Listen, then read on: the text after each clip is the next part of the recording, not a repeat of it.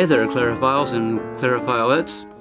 We're going to do a video on how to replace clarinet pads, which is a very good thing to know how to do, especially if your students have an emergency, they have a pad drop out, or you yourself have problems with pads. You should be able to do a basic pad replacement and get yourself through that really tight squeeze of maybe a concert that's coming up or whatever. Anyway, replacing pads is very simple. It's a very easy thing to do if everything is rightly prepared before you actually do the operation of replacing the pad. And in order to do that, you have to answer certain questions. We're going to ask those questions and answer them right now. And then once that's all set up, you'll see how simple pad replacement can be.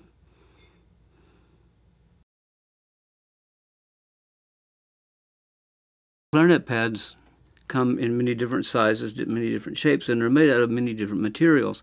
This is a traditional skin pad.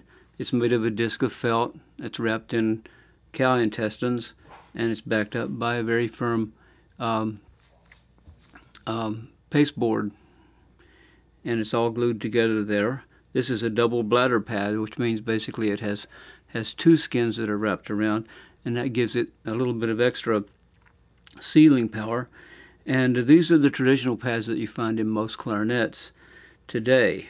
This is actually, it looks like a cork pad, but it's actually a synthetic pad.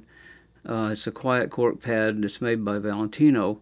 But cork pads and these synthetic pads are pretty much, they work the same. They handle pretty much the same in many ways. They seal very well. And this is another synthetic pad. It's a Valentino white pad, and I like to use those. Those are very good. All three of those can be used in padding.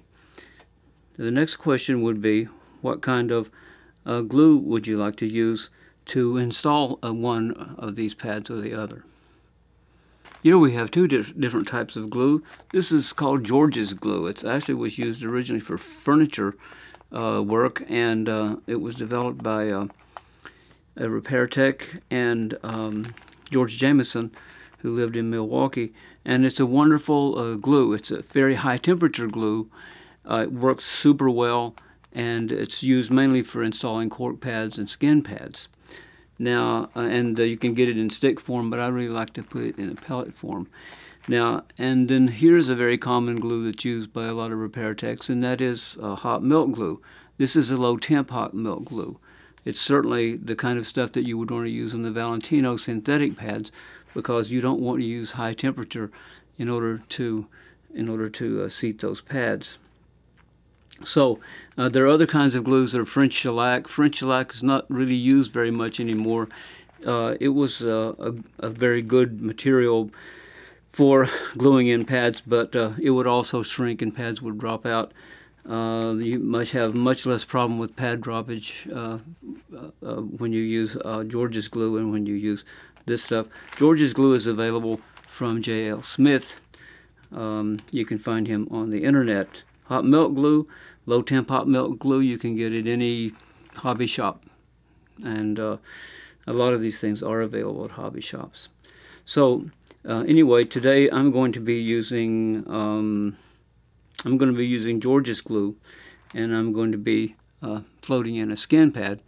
The next question you need to ask is exactly what size of pad are you going to install in the key cup? And the answer to that can be helped along by looking at the pad that you just removed, the defective pad. This pad, for instance, I just removed. This is a Valentino pad, and it's only 9 millimeters. It's only 9 millimeters. It fit right in there in that pad right there. And we're going to replace it, and we're going to replace it with a skin pad, this guy right here. But you notice that this guy is larger than this guy. This is a skin pad, but if I flip it over, you see it's beveled on the back. Well, with skin pads, they bevel and they fit into the tone hole, so the bevel is actually a little smaller than the 9 millimeters there. So putting that bevel pad in, a skin pad, you would use a 10 millimeter pad, where a cork pad you'd use an 8.5 or a 9 millimeter pad. So you have to take that into account. One of the other things that is good to take into account is the thickness of the pads. Now, you see these two pads the Valentino pad is thicker than the skin pad. That means that I'm going to have to put a little more glue in. Now, if this is really excessive, if the pad you're going to be putting in is so much thinner than the pad you're going to be that's going to be replaced, then it's really going to be difficult. With George's glue, I can build up and put in quite a bit of glue, and it's a good thing actually for floating the pad in. But if I'm using this kind of glue, this stuff melts really easily, and you have to be very careful about how much heat you put on it. Elsewise, the stuff will just run out all over the key cup and onto the clarinet and be a big mess. You'll have to start over again and probably get another pad. So all these things are serious considerations. Remember, this is low temp, and if you put too much heat on it, it's going to turn into pure liquid. The George's glue is quite a bit higher in temperature, so you can be a little more liberal with the heat on that. Skin pads take a fair amount of heat, and so I'm going to use George's glue, and I'm going to use George's glue first of all to float it in, and second of all to build it up a little bit so I can replace the skin pad where the Valentino pad once was. Just to make it clear how important it is to have the proper thickness of pad to start out with, I've done a few drawings. Here you'll notice that there's a pad sitting properly on the tone hole, sealing all the way around, and this is exactly what we're looking for. But if the pad is too thin or too thick, you won't get this result without some extraordinary means. You'll notice, for instance, in this next drawing, the pad is hitting in the back and leaking in the front. Well, that could mean that I've got too much glue in the pad, but in this case it means that the pad is way too thick, and I would have to put an excessive amount of glue in the front to make the pad properly seat, and then the key cup wouldn't sit properly on the tone hole. And this is probably the worst problem that you find among pads, is people trying to install pads that are too thick into clarinets that were meant for thinner pads. And it's very frustrating, and even when you get it so the pad actually seats, it usually looks terrible. So the best thing is always to start with the pad with the proper thickness in the beginning, and that makes life a lot easier.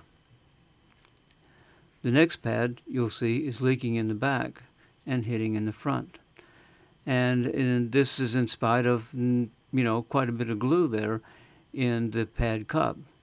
What this means is that you've got a very, very thin pad, much thinner than it should be for that particular clarinet, and you end up with leaking in the back.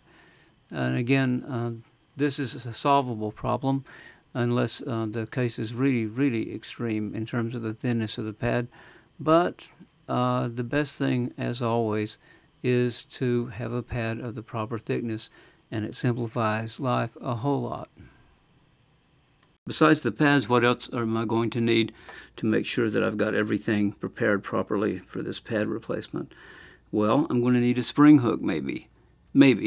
Not every time, but in some cases I might need a spring hook.